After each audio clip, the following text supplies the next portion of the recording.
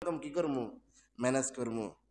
ভাইয়েরা আমার, সকাল গেল, দুপুর গেল, বিকাল বেলা শত শত মানুষ ওই রাস্তায় ওই বাড়ির দিকে রওনা হয়। কি ব্যাপার, আমি ওই বাড়ি থেকে চুরি করলাম আর এক বান্দা দিয়া আমার বাড়িতে মাল সামানা পৌঁছাইলাম, সেখানে আমার বাড়িতে মানুষের আগমন ঘটবে, আমাকে মারধর করবে, আমাকে একটু শাসন করবে, দৃষ্টান্তমূলক শাস্তি দিবে। কিন্তু আমার বাড়িতে না গিয়া যে বাড়িতে চুরি করছি এই বাড়িতে মানুষ যাওয়ার কারণ কি?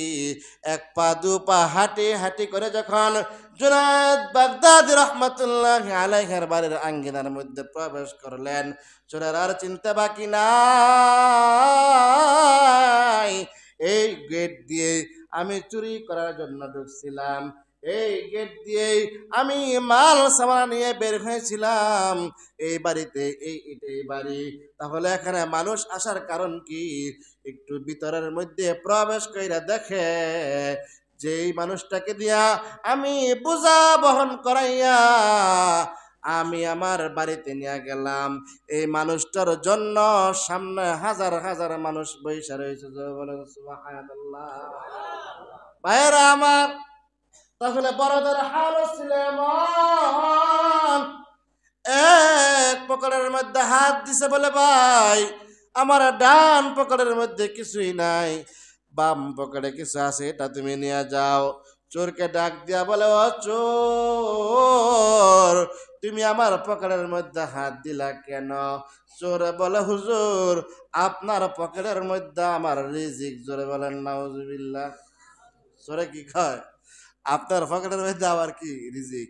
আব্দুল্লাহ ইবনে মুবারক রাহমাতুল্লাহি আলাইহি ইচ্ছা করলে চোরকে বানতে পারত, ইচ্ছা মতো পিটাইতে পারত, কিন্তু আব্দুল্লাহ ইবনে মুবারক রাহমাতুল্লাহি আলাইহি ওই চোরকে পিটাই নাই, ওই চোরকে কোরআনে কারীমের একটা আয়াত শিখাই দিছে, ওফিস সামাই রিজকুকুম ওয়ামা তুআদুন। সূরা সূরা বলেন আল্লাহু আকবার। ওয়াফিস সামাই রিজকুকুম ওয়ামা তুআদুন। ও চোর, রিজিক আমার পকেটের মধ্যে নয়, দুই পকেটের এক পকেটের মধ্যে রিজিক নয়, জমিনের মধ্যে রিজিকের ফয়সালা হয় না। আপনি বলবেন দান হয় জমিনের মধ্যে, সরিষা হয় জমিনের মধ্যে, গম হয় জমিনের মধ্যে, আলু হয় জমিনের মধ্যে, যত ধরনের খাবার